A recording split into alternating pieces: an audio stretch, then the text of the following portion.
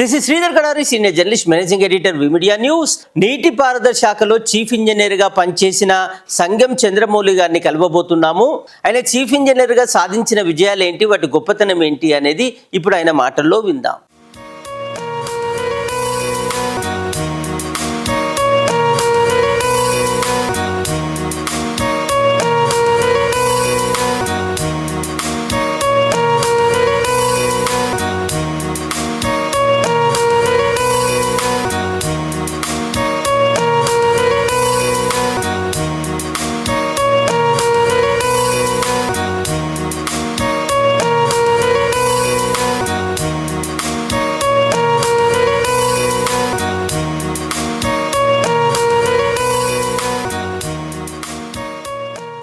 Sriram Sagar project earth డ్యామ్లో అది చాలా పెద్ద డ్యామ్. అది నాగార్జున సాగర్ మేసని డ్యామ్లో పెద్దది.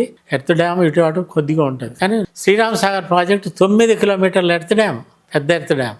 సో అది డీప్ గార్జ్లో, అంటే ఎక్కడ లోతైన ఏరియా మొత్తం మట్టి కట్ట.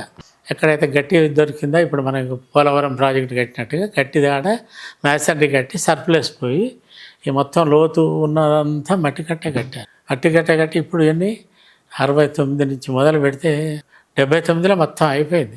ఇప్పటికి ఇన్నేళ్ళు అయినా కానీ ఇప్పుడు ఇంతవరకు ఏ మాత్రం చెక్కు జరగకుండా ఉన్న dam. The best constructed dam in India అంటే ఫస్ట్ శ్రీరామ్ సాగర్ ప్రాజెక్ట్. 9 ఏళ్ళు పనిచేసి శ్రీరామ్ సాగర్ నీళ్ళు యాక్చువల్లీ ఒరిజినల్లీ అది 18 లక్షల ఎకరాలకు డిజైన్ చేశారు.